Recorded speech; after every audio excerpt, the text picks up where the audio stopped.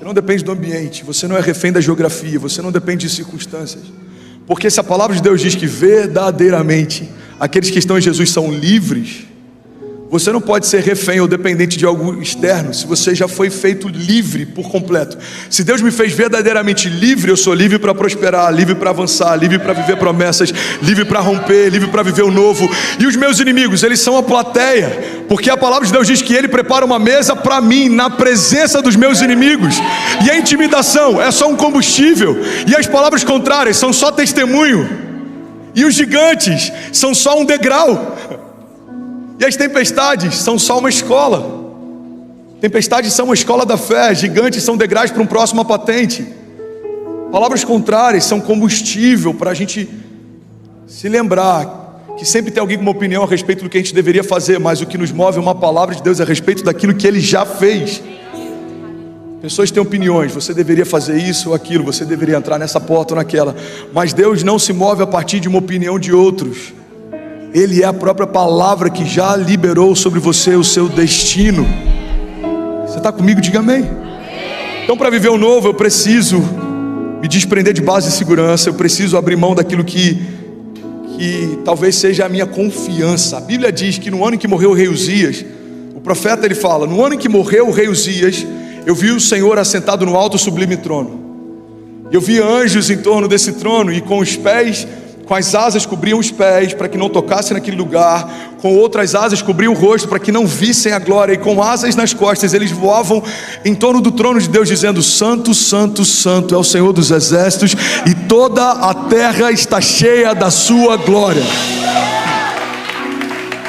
A palavra fala a respeito de uma nova revelação, ou talvez de uma nova perspectiva de quem Deus é. Aquele momento, aquele profeta teve uma visão mais próxima que ele já tinha tido até então do trono de Deus e de quem Deus é. Você está comigo? Diga amém.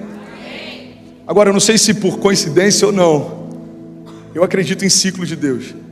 Eu acredito em finais de ciclos e início de novos. Por coincidência ou não, a revelação numa nova perspectiva do trono de Deus só veio quando o rei Uzias morreu. Alguns teólogos acreditam que tem a ver com uma possível dependência que o profeta poderia ter pelo rei e fazer parte da sua família. Outros acreditam que é só o final de um ciclo de Deus e o início de um novo tempo em Deus. Eu não sei qual é a real motivação de Deus só ter se revelado depois da morte do rei, mas eu sei que o novo só aconteceu quando algo velho finalizou. Você está comigo? Então guarda isso. Muitas vezes a gente não vive o novo porque a gente não discerne o final de um ciclo velho que já encerrou. Muitas vezes a gente está se apegando a coisas que a gente tem carinho, quando na verdade a gente está se movendo por nostalgia. Os céus não se movem por nostalgia. Você quer um respaldo bíblico para isso?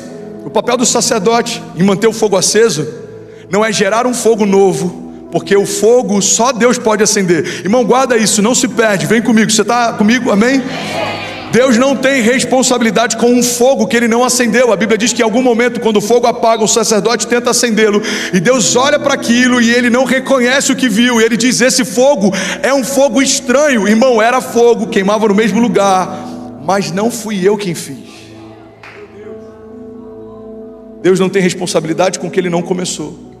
Deus não tem responsabilidade com o que Ele não deu start. Você está comigo?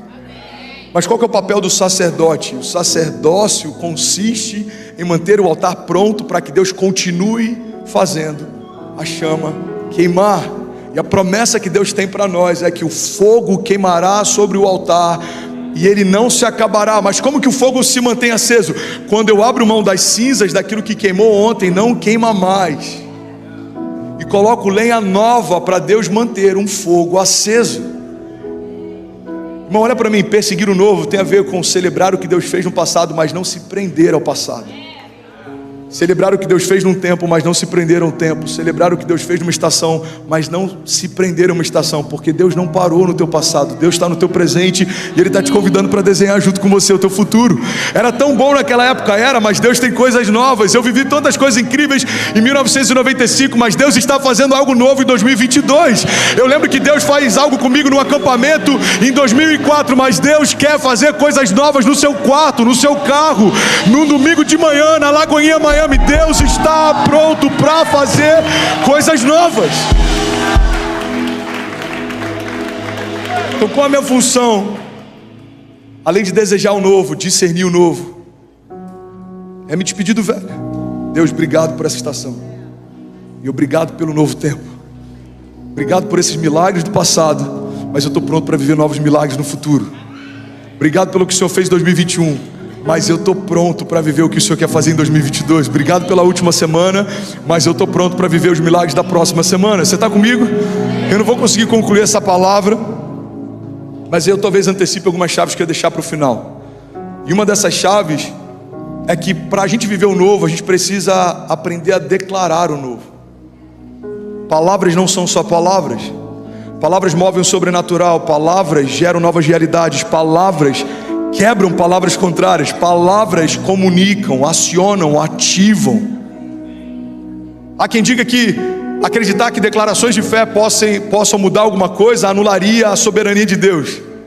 Mas a verdade é que Deus, em sua soberania, nos deu autoridade para ligar na terra aquilo que seria ligado nos céus e desligar na terra aquilo que seria desligado nos céus. João diz que se vocês permanecerem em mim, as minhas palavras permanecerem em vós, me pedirão o que quiserem, lhes será concedido. Então a dinâmica de Deus é: quando você está totalmente em mim, a minha palavra está totalmente em você, o que a sua boca declara é o que eu já quero comunicar, o que você me pede é o que eu já quero fazer, o que você deseja é o que eu já desejo te dar. Alguém está comigo? Diga amém. Eu creio.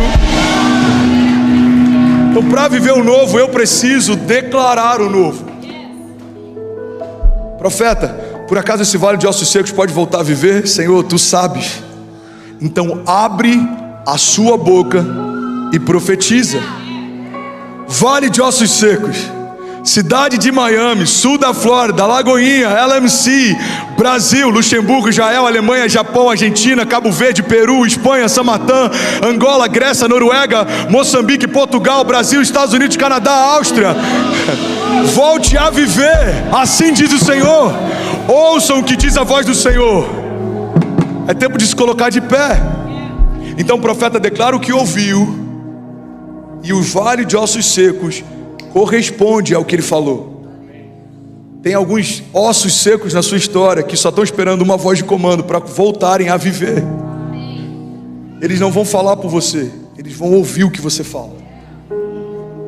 Cada nova estação é como uma página em branco esperando uma voz de comando. Cada nova estação é como uma terra que foi arada, preparada, mas espera sementes que vão sair da sua boca, declarações de fé que vão mover o sobrenatural, porque a fé é tratar as coisas que não são como se já fossem, é trazer à existência aquilo que ainda não existe. É por isso que eu gasto 20 minutos orando no início do culto. Esse investimento de 20 minutos pode mudar 20 anos da nossa história.